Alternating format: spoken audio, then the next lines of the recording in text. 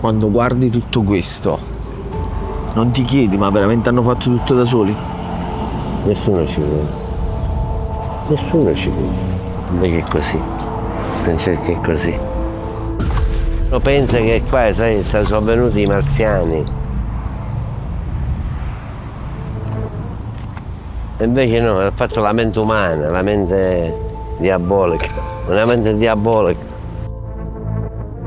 Nelle precedenti puntate di Confidential abbiamo ascoltato la testimonianza dell'ex boss di mafia Santino Di Matteo, uno degli organizzatori della strage di Capaci. In questa puntata ci occuperemo di tutto quello che non torna sull'attentato che ha cambiato la storia del nostro paese, riportando i testimoni di quella vicenda sul luogo dell'esplosione. Io sono Francesco Piccinini e questo è Confidential, il programma di approfondimento e inchiesta di fanpage.it.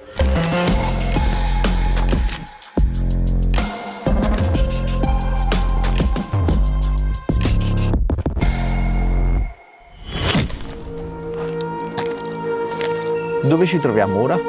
Esattamente, ci troviamo in linea d'aria tra il pezzo di autostrada cancellata da quei 500 kg di tritolo e la collinetta da dove è stato azionato il telecomando quel 23 maggio del 92.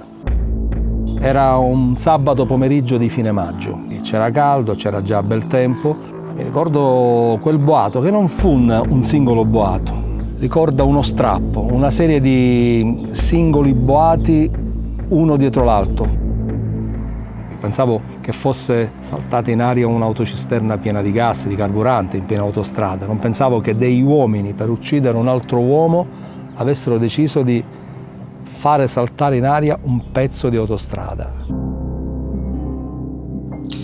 Sono Giuseppe Costanza, sono il conducente di quella macchina dove il dottor Falcone purtroppo ci ha perso la vita. Quel 23 maggio Falcone mi telefona comunicandomi il suo arrivo a Palermo per le 17:45. Il mio compito era quello di allertare la scorta. L'aereo arrivò puntualissimo e scesi in compagnia della moglie, Francesca Morvillo. La dottoressa Morvillo, anche quando il marito non era presente, prendeva posto davanti, lato passeggero, perché dietro soffriva. Il dottor Falcone, onde evitare di stare seduto dietro ed io accanto a lei alla guida, si è posto alla guida. Quindi dietro ci sono andato io. Ci avviamo verso Palermo. A quel punto gli chiesi, arrivato a casa, mi dà le mie chiavi, in modo che io lunedì mattina posso prendere la macchina. E appena ha sentito dire mi dà le mie chiavi, ha spento la macchina e andavamo a una velocità dai 100 ai 120 e me li poggia, quindi fa questo gesto, mi passa le chiavi. E io lo richiamo, ci dico, ma che fa, così ci andiamo a ammazzare? Lui gira il capo verso la moglie che annuisce e sorride. E lui mi fa, scusi, rinserisce le chiavi, ma in quel momento avviene l'esplosione.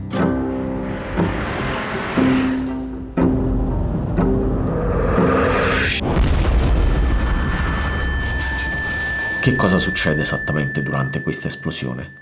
Per capirlo abbiamo chiesto aiuto ad Andrea Moccia, direttore di Geopop. Sabato 23 maggio 1992. Giovanni Falcone torna in Sicilia per il fine settimana, con lui ci sono la moglie Francesca Morvillo, anche lei magistrato, e l'autista Giuseppe Costanza. Atterrano all'aeroporto di Punta Raisi, vicino Palermo, intorno alle 17:45. Ad attenderli sulla pista c'è il consueto convoglio della scorta, composto da 3 Fiat Croma blindate.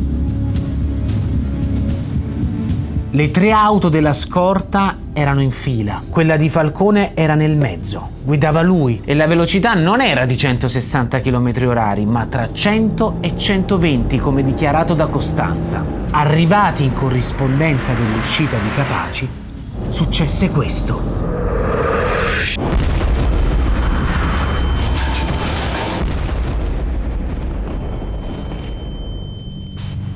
L'innesco dell'esplosione in realtà arrivò prima del dovuto e infatti, guardate, l'auto che letteralmente saltò in aria fu la prima, non fu quella di Falcone. Probabilmente questo avvenne perché brusca fece delle prove considerando una velocità di 160 km/h e non di 100-120. Fu quindi la prima auto, quella marrone, a saltare letteralmente in aria. L'esplosione poi creò una sorta di muro di pezzi di macerie dove l'auto di Falcone si schiantò. L'esplosione quindi mancò l'auto di Falcone, ma fu il cratere creato dall'esplosione, quindi la conseguenza della detonazione ad ucciderlo. Se guidavo io, tecnicamente, noi non camminiamo una macchina dietro un'altra. Noi ci disponiamo in parallelo coprendo le carreggiate. Quindi se ero io alla guida, la tecnica era tutt'altra e tutte e tre macchine saremmo arrivate contemporaneamente sulla linea di fuoco, saremmo state tutte e tre auto coinvolte e non ci sarebbero stati soltanto 5 morti, ma bensì 9 morti, perché non ci saremmo salvati nessuno.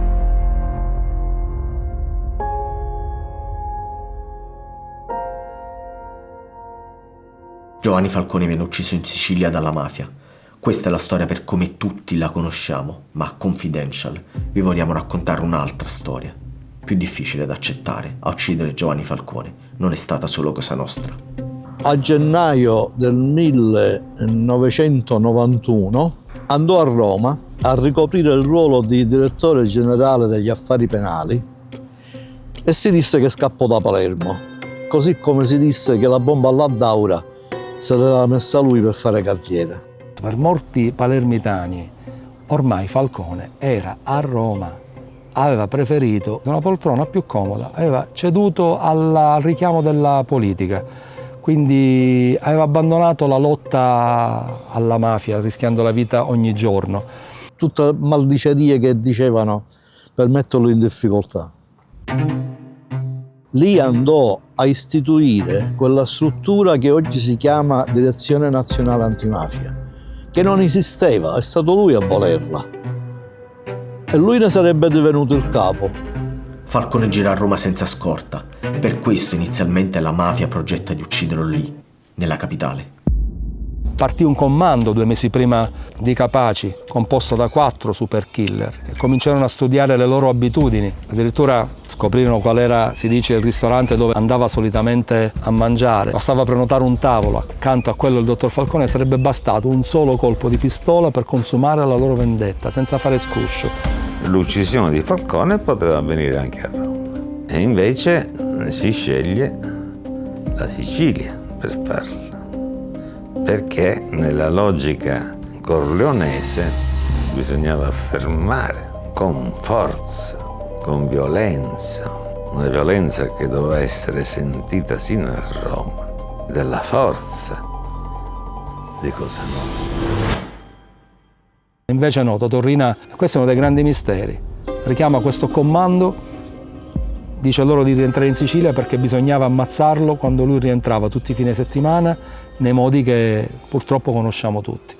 Con quell'attentato potente ma destabilizzante. Quando dico destabilizzante intendo dire per destabilizzare il paese, l'Italia. Mi chiamo Vincenzo Scotti. Nel 1992 ero al Ministero degli Interni. Nel 92 eravamo in una fase di cambiamento della mafia e di cambiamento delle politiche antimafia. La polizia, i carabinieri, l'intelligence ci dettero un quadro della situazione, che sarebbe avvenuto una serie di stragi, di scontri, era finito nel rapporto anche una nota di un noto depistatore che diceva che sarebbe avvenuto, ma era totalmente screditato. Chi è la fonte di Scotti? Si tratta di Elio Ciolino, un personaggio che tutti i giornali d'Italia si affrettano a bollare come depistatore. A inizio del 1992 Ciolini dice che tra marzo e luglio di quell'anno avverranno esplosioni e omicidi di politici. Perché Vincenzo Scotti è l'unico a credergli? Quando la mattina io andai in Parlamento era venuto fuori la notizia che quella persona era quel depistatore il capo in Parlamento che vigilava sull'intelligence disse no, dice state attenti che le cose sono vere, non era ancora avvenuto, ma avvenne con l'uccisione di Giovanni Falcone e poi successivamente l'attacco a Borsellino, un periodo molto complesso, molto difficile, dove c'era un confronto interno anche all'amministrazione e alla politica, perché c'era chi pensava che si poteva frenare la violenza della mafia e chi invece riteneva si potesse fare accordi, tra virgolette. E infatti in Italia c'è chi un accordo prova a farlo. Si tratta di Paolo Bellini, l'ennesimo terrorista nero di questa storia. Prima della strage di Capaci, Bellini va a incontrare un vecchio compagno di cella, Antonino Gioè, l'uomo che posiziona l'esplosivo sotto l'autostrada. La riunione per avviare la trattativa avviene a casa di Santino Di Matteo. Io già aveva un appuntamento qua al distributore. Siccome invece di parlare al distributore l'ha portato qua e ha parlato con questo. Allora me lo presenta, Paolo Bellini, mi piacere. E va bene, poi di qua sono andati a casa di lui, di Gioia Antonino, e c'è andato pure Brusca, mi ascoltava. E là era finita, poi non so, c'è avuto un problema dove quello ci doveva fare, si doveva interessare per un quadro, lui si doveva interessare per il maxi processo, per vedere come poteva aggiustare la situazione. Vabbè, non hanno fatto niente. C'era stato un furto alla Pinacoteca di Modena, sicché Bellini, con tutte le fotografie delle opere d'arte rubate, prende contatto con Gioè per sapere se poteva avere una mano nel ritrovamento di queste opere d'arte. Peraltro Gioè in cambio chiede gli arresti ospedalieri per 5 boss. C'era questo soggetto che aveva la possibilità di poter trattare con persone delle istituzioni, non riferendosi a carabinieri ma a personaggi politici, che lui si rappresentava come portavoce di politici, facendo di Spadolini e di qualche altro. Questo racconto che vi ho detto lo portai a Rina, Rina mi autorizza a contattare, cioè a poter portare avanti questa trattativa separata di quella che aveva lui. Sostanzialmente, secondo quello che abbiamo ricostruito, c'era stato un progetto, una proposta da parte di mafiosi di ottenere dei benefici penitenziari per altri mafiosi detenuti in cambio della restituzione di alcune opere d'arte che erano stati sottratti dai musei. L'obiettivo principale era quello di recuperare la famosa Natività di Caravaggio che era scomparsa a Palermo, quadro che secondo certe fonti sarebbe stato distrutto. Io sono convinto che invece sia ancora vivo e vegeto e che si trovi da qualche collezionista americano. La Natività del Caravaggio, rubata nel 1969, il 17 ottobre, a Palermo, è l'opera più ricercata al mondo. Bellini può garantire degli sconti di pena solo al padre di Giovanni Brusca. Il boss di San Giuseppe Jato decide di non accettare l'accordo per non inimicarsi le altre famiglie. Ad attivarsi invece è Matteo Messina Denaro, che fa ritrovare alcuni dipinti scomparsi. Siamo nel 1992.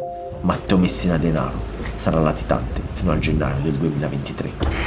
Però c'è una mezza conclusione, ci fu che non abbiamo accettato.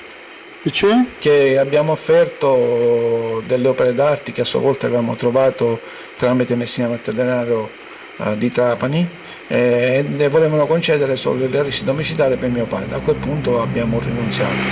La prima trattativa Stato-mafia degli anni 90 viene portata avanti da Antonino Gioè, reggente con Santino Di Matteo della famiglia di Altofonte, l'uomo dell'esplosivo di Capaci, il paracadutista addestrato dai carabinieri del Tuscania. Gioè, qualche mese dopo il suo arresto, viene trovato impiccato nella sua cella. Antonino Gioè, l'ultimo a parlarci sono stato io, ma prima di ammazzarsi. Prima di lui impiccarsi ci ho parlato io. E io stavo all'aria di giorno, la mattina per andare a passeggiare, per muoversi. Allo stesso tempo dalla finestra mi affaccia lui, dalla finestra. E io subito gli faccio, ma che cosa è? Ma che a me che stai così, no? Tutto abbandonato, dove Tipo un barbone era in poche parole. Ma tu dimmi che stai a combinare. Se hai chiuso la finestra e basta, non ci ho parlato più con me. La sera mi hanno preso e mi hanno detto: senta, notte si prepari gli abiti che deve andare via. E mi hanno portato all'Asenare. E là ci giocava a carte una sera verso le 7, sì, il giornale il TG3 delle 7. Mi fa essere impiccato Antonino Gioia.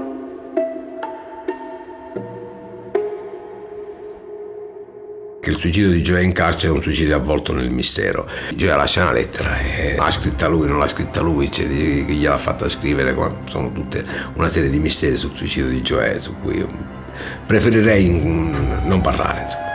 Nino Gioia ha lasciato una lettera scritta in cui diceva di andare a dire a Di Matteo: se volete scoprire le cose come lui li stava raccontando, perché lui stava iniziando a parlare, c'è andato qualcuno della famiglia e ha detto: senti, capito? E lui si è impeccato, perché lui se ne voleva scappare, lui secondo me voleva uscire.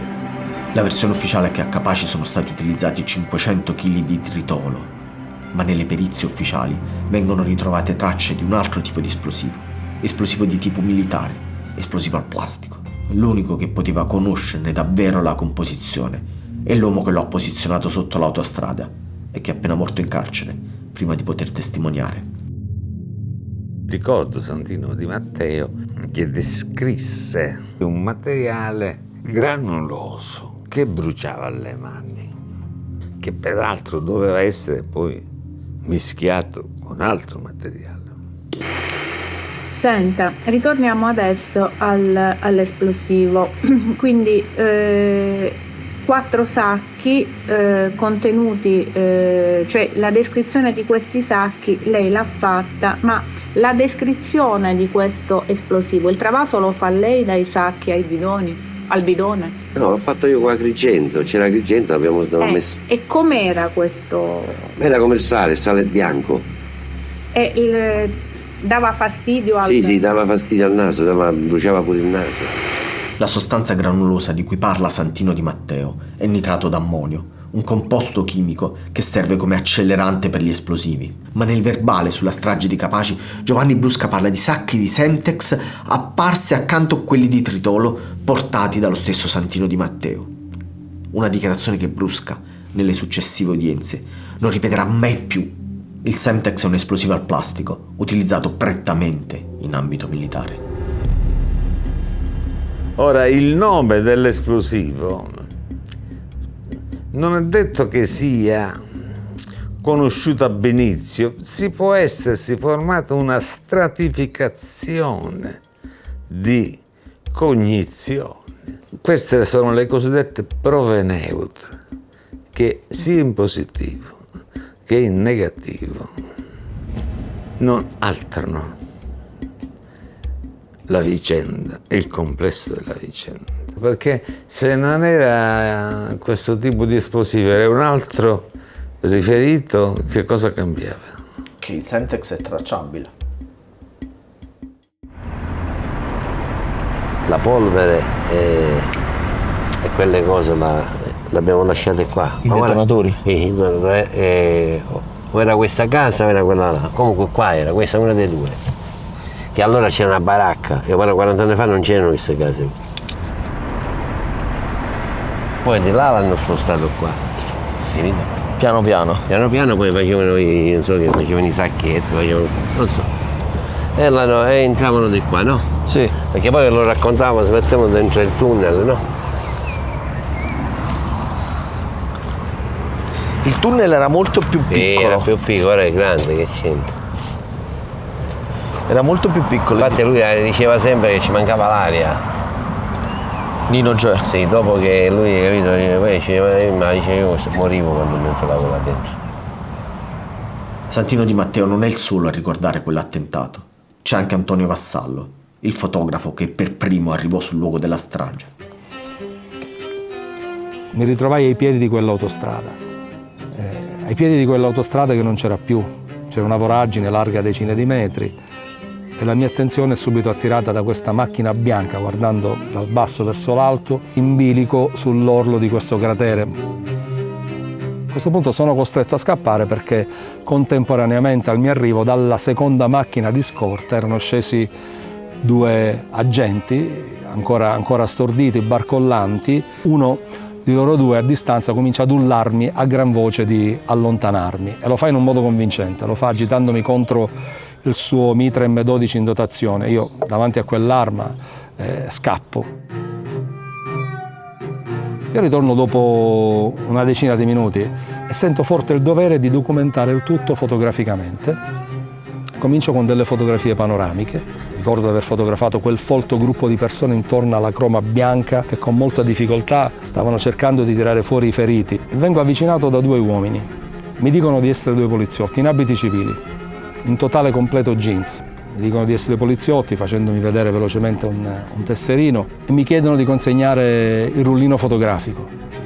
Ricordo che mi presero un braccio praticandomi una leggera violenza, richiedendomi ancora una volta il rullino fotografico. Io a quel punto lo tirai fuori e lo consegnai. Probabilmente io, arrivando tra i primissimi, con la mia reflex al collo, avevo fotografato qualcosa o qualcuno che non poteva essere lì, qualcosa che non potevo fotografare, sostanzialmente quello che è accaduto in via D'Amelio. Chi abbia sequestrato quel rullino e che fine abbia fatto resta uno dei grandi misteri di questa storia. Il timore che in quelle foto ci siano personaggi legati ai servizi segreti è confermato anche da un'intervista di Gioacchino La Barbera, collaboratore di giustizia e amico di Santino Di Matteo. Gioacchino La Barbera, dopo la pubblicazione dell'intervista, ritratterà le sue stesse dichiarazioni. La Barbera nel 2012 parla di presenze strane. E ne parla anche Matteo Messina Denaro. Io non l'ho chiesta a Brusca,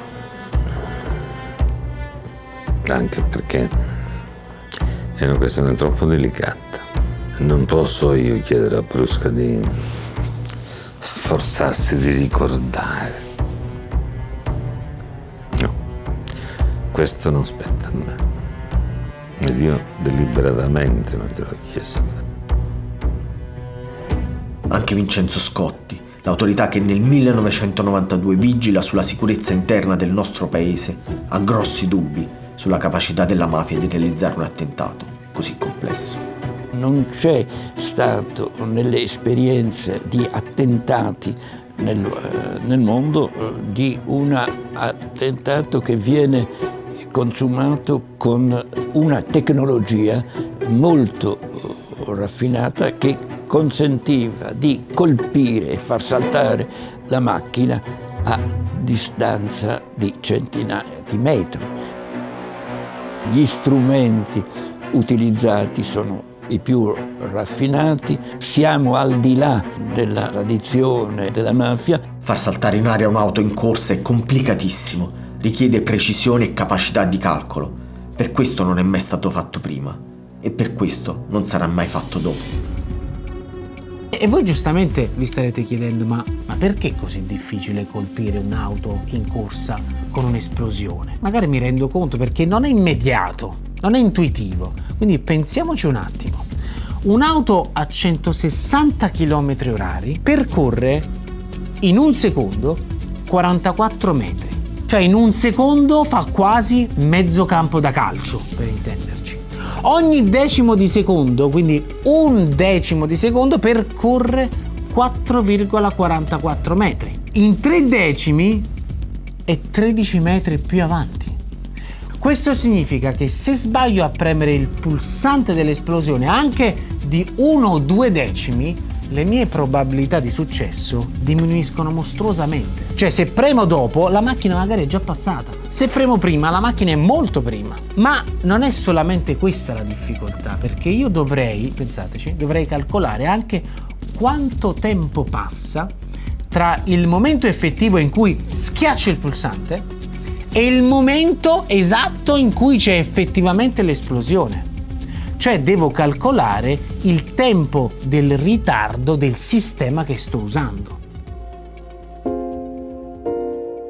Io so soltanto che siamo saltati in aria, i calcoli che loro hanno fatto io non lo so, guarda, non ti so dire.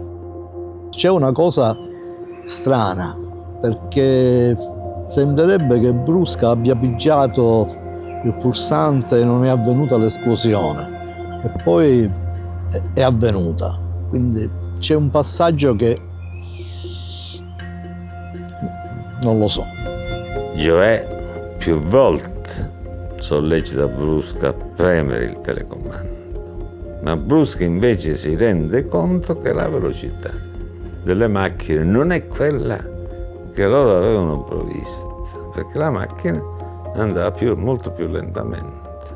Quindi Brusca tardò ad azionare il telecomando proprio per questo diverso calcolo che lui fece ad occhio. Io penso ancora oggi, ma è un mio pensiero, che Giovanni Brusco su quella collinetta avesse in mano un telecomando finto e che il vero telecomando probabilmente era in mano ai veri specialisti di quel tipo di attentati. Questa versione viene confermata anche da Pietro Riggio, poliziotto penitenziario affiliato a Cosa Nostra e oggi collaboratore di giustizia. Soprattutto ha fatto riferimento alla frase famosa che io mi è rimasta impressa: ancora Brusca è convinto che il telecomando lo ha schiacciato lui. E quindi io di questa cosa rimasi sbigottito.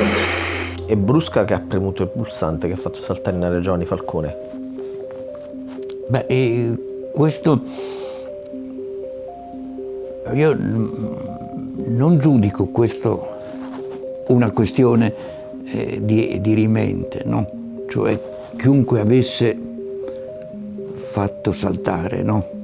Il problema era che bisognava farlo saltare, no? Cioè dico così. Io ritengo che quell'attentato, il movente sia quel suo nuovo incarico a procuratore nazionale antimafia. Si dice che è stata la mafia a Palermo. Io direi che è stato il braccio armato della mafia, perché la vera mafia ancora, dopo 33 anni, ci dobbiamo arrivare. Falcone, prima, mentre era a Palermo, stava investigando su Gladio e aveva una sua convinzione del coinvolgimento del terrorismo nero anche in omicidi eccellenti come l'omicidio di Piersanti Mattarella. E mi chiedo se tra le ragioni della eliminazione di Falcone non ci possono essere anche queste sue investigazioni. È più rassicurante dire che quell'attentato 33 anni fa è stato fatto solo dalla mafia che l'altra versione, quella meno rassicurante. Approfondire quelle anomalie, approfondire quella tesi della quale io sono convintissimo, che a realizzare quell'operazione di altissima ingegneria militare a Capaci non potevano essere solo quattro caproni. Ma mi auguro che non debbano trascorrere altri 50 anni, perché non ci sarò più nemmeno io, ma tantomeno i veri responsabili, gli ideatori di quella strage, perché qualcuno ha avuto tanta paura che lui potesse riprendere quelle indagini interrotte già nel 1988 e ha fatto saltare in aria Falcone, facendo questo depistaggio, perché fatto a Palermo, chi è stata la mafia? Perché noi siciliani abbiamo il marchio di mafiosi, ma la vera mafia chissà dov'è. Però lei si rende conto che per 30 anni è stato raccontato Capaci come un affare tutto interno a Cosa Nostra. Certo. E invece? E invece penso che queste entità esterne ci siano. Poi Falcone era uno che andava a fondo nelle sue indagini. Non era un magistrato che si inventava teorie, partiva da millimetraggi, ma poi le sviluppava e poteva darsi che Capaci sia anche la conseguenza di queste sue investigazioni in direzione di altre entità. Capaci come figlio di investigazione su Gladio? E dove finiva questa indagine? Dove sarebbe potuto finire? Risalendo, dove? Tornando quel mattino da Palermo, parlando con Chiaromonte, con Martelli, con Parisi, cioè ci chiedevamo come dobbiamo fronteggiare se gli attori sono diversi e sono molto più complessi.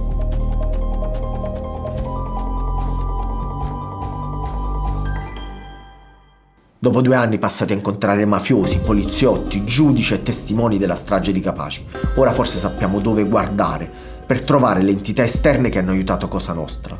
Noi non ci vogliamo fermare, ma per farlo abbiamo bisogno del vostro aiuto. Abbonatevi a fanpage.it. Aiutateci a scoprire quello che è successo il 23 maggio del 1992.